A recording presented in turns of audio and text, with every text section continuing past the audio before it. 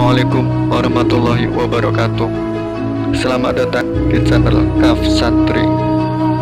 Gunung-gunung berjalan, langit terbalik, dan bumi bergoncang. Orang yang hamil akan melahirkan bayinya.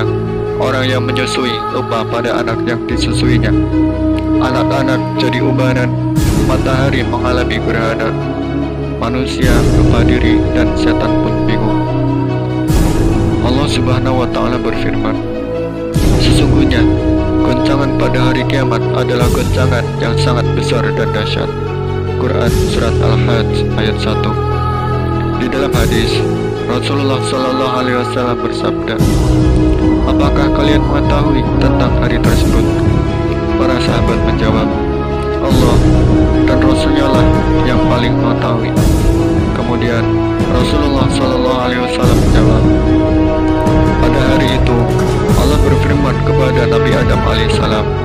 Allah berfirman, bangunlah dan pilihlah dari anak cucumu yang memilih neraka.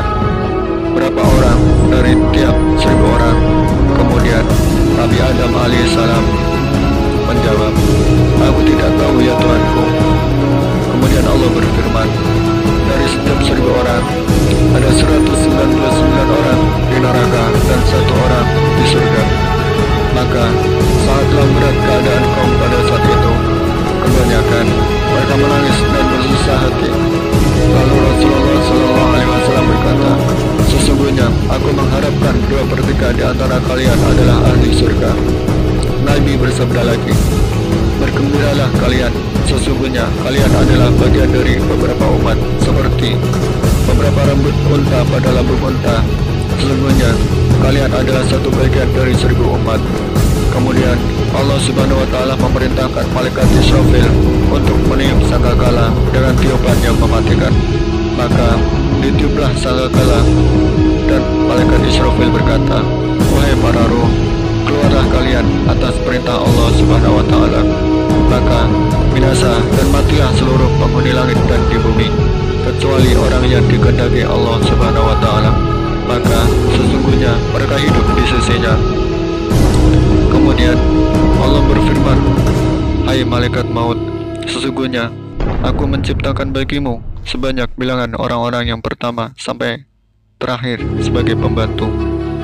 Dan aku menjadikan untukmu kekuatan langit dan bumi.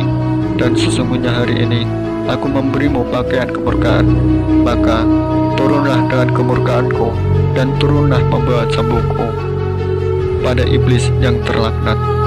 Maka timpakanlah kematian kepadanya dan bawalah pada pahitnya kematian orang-orang dari yang pertama sampai yang terakhir, dari manusia dan jin dengan berkali-kali lipat. Dan bawalah besertamu 70.000 malaikat sebaninya, beserta setiap malaikat membawa sebuah rantai dari neraka lezat. Lalu malaikat maut memanggil para malaikat untuk membuka pintu-pintu neraka. Maka turunlah malaikat maut dengan rupa yang sangat menakutkan. Setelah sampai di hadapan iblis, malaikat maut membentak iblis sampai pingsan.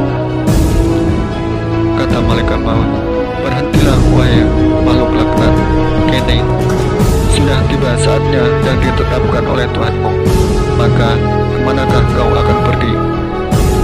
Maka larilah iblis ke arah timur, dan ketika sampai di timur, malaikat maut sudah berada di sana. Karena pada hakikatnya cahaya lebih cepat daripada api.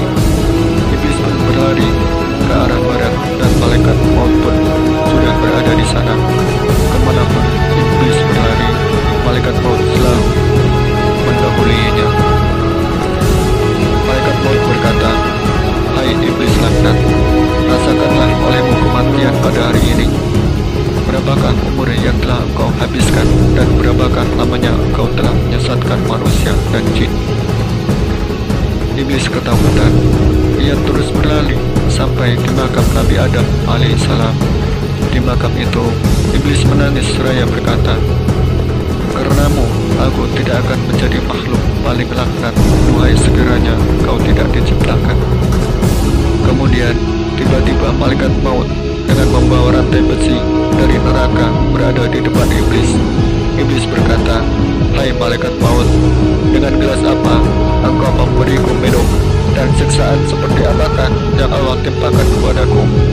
Malaikat maut menjawab, dengan gelas dari neraka Lajja dan neraka Syair, dan siksaan yang sama ketika engkau sesatkan manusia dan jin dari petunjuk Allah yang berkali-kali lipat.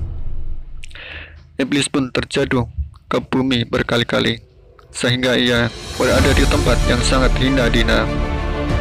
Lalu malaikat Sabaniyah menurunkan gantolan, menarik dan menikamnya dengan tombak. Maka iblis pun mengalami nazar, proses pencabutan nyawa dan sakaratul maut yang teramat menyakitkan.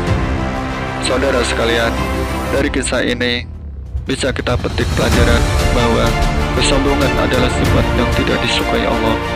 Lihatlah iblis. Awalnya iblis adalah makhluk yang mulia di sisi Allah karena dia sombong kepada Allah dengan tidak menjalankan perintah Allah satu saja. Maka Allah menjadikan iblis sebagai makhluk paling laknat di alam semesta.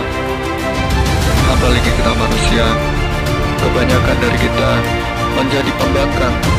Beberapa banyak perintah Allah yang kita tinggalkan, dan beberapa banyak larangan Allah yang masih kita lakukan. Maka dari itu saudaraku, peliharalah sifat tawadu, rendah hati, tunduk, tawakal, karena itulah yang menjadi penyebab kelak kita menuju surga. Dan tinggalkanlah sifat sombong dan angkuh, karena itu yang menjadikan kita